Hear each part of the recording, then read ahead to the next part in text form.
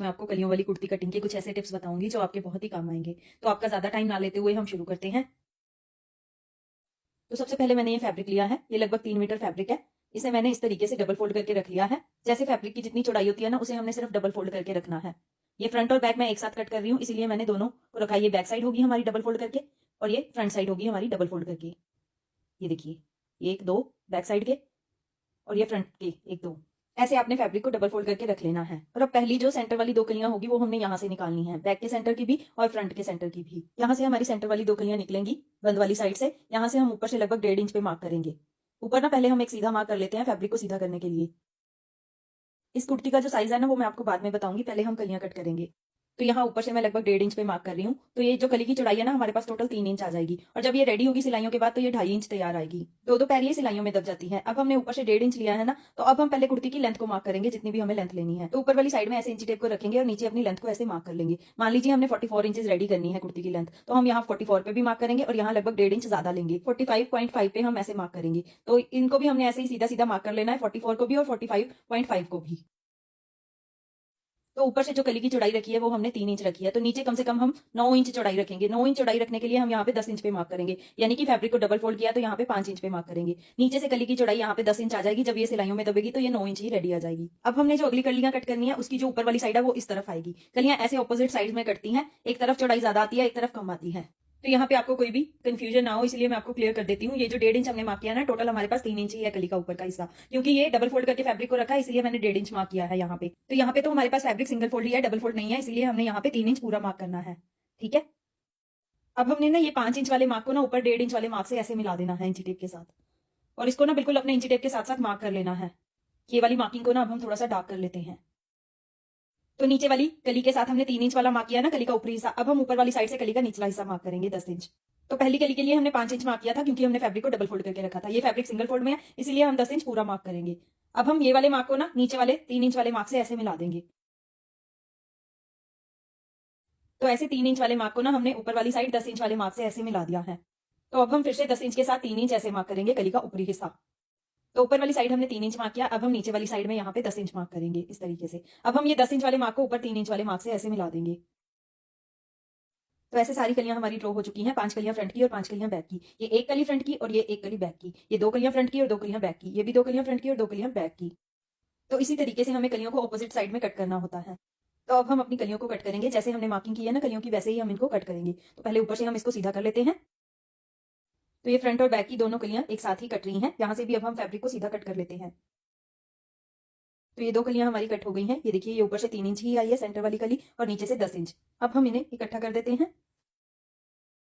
तो अब हम ये चारों कलियां एक साथ ही कट करेंगे, 2 फ्रंट की और 2 बैक की।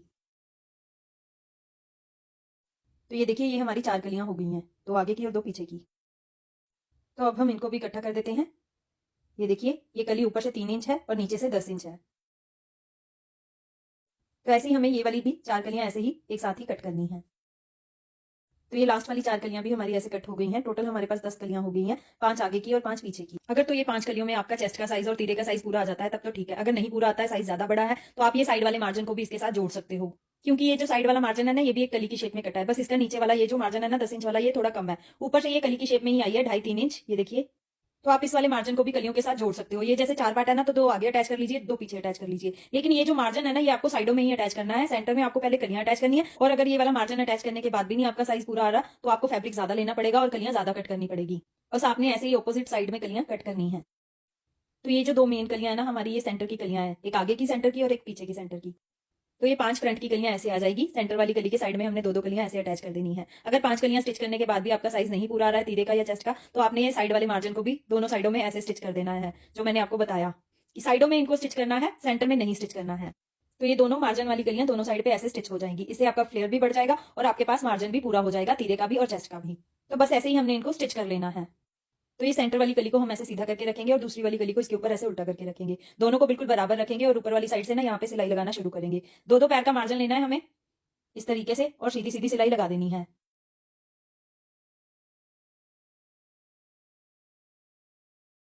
तो ऐसे एक कली हमारी स्टिच हो चुकी है इस तरीके से। अब हम इसे खोल लेंगे, इसे सीधा करेंगे, और दूसरी कली को ना इसके ऊपर हम ऐसे उल्टा करके रखेंगे। ये वाली कली के ऊपर ऐसे बिल्कुल बराबर रखेंगे, और यहाँ से ना 2 पैर का मार्जिन लेते हुए सीधी सीधी सिलाई लगा देंगे।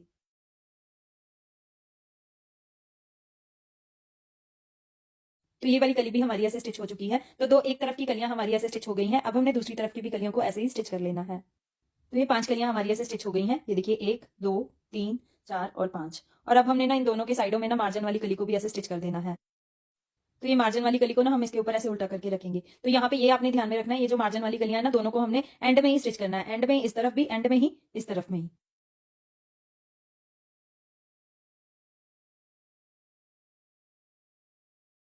तो ऐसे हमारी ये मार्जिन वाली कली भी स्टिच हो गई है। इसको हम ऐसे सीधा कर देंगे और अब हम दूसरी साइड की मार्जिन वाली कली को स्टिच कर लेंगे। तो ऐसे सारी कलियों को हमने स्टिच करके अच्छे से प्रेस कर लिया है। ये फ्रंट की सारी कलियां होगी और ये बैक की कलियां होगी। और अब मैंने ना इनको सेंटर से बिठाते हुए ना प्रेस के साथ ऐसे सेट करके रख लिया है। जैसे हम सिंपल कुर्ती कट करते समय फैब्रिक को डबल फोल्ड करके रखते हैं ना, बिल्कुल वैसे ही। अब हमें यहाँ पे चेस्ट, कमर और हिप के लिए मार्क करना है। उससे पहले ना हम यहाँ पे सीधा सीधा एक मार्क कर लेंगे, बिल्कुल ऊपर से सीधा करने के लिए फैब्रिक को। तो ऐसे हमने ऊपर से बिल्कुल सीधा सीधा मार्क कर दिया है। अब हमें ऊपर वाले मार्क से ना नीचे 7.5 इंच पे मार्क करना है, चेस्ट के लिए और आर्म होल के लिए। ये नॉर्मल स्टैंडर्ड साइज के लिए होता है, चेस्ट और आर्म होल के लिए यहाँ पे 7.5 इंच पे मार्क होता है। एक्सल साइज की कुर्ती तक ये वाला मार्क जो है ना 7.5 इंच पे ही होता है, मैंने आपको पहले भी बताया हुआ है। तो अब हम ऊपर वाली मार्किंग पे ही ऐसे इंची टेप को रहने देंगे और नीचे कमर के लिए 15 इंच पे मार्क कर लेंगे। तो कमर वाला जो मार्क है ना वो 15 इंच पे ही आता है नॉर्मल स्टैंडर्ड साइज की कुर्ती तक। तो अब हम इन्हें सीधा सीधा ऐसे मार्क कर लेंगे।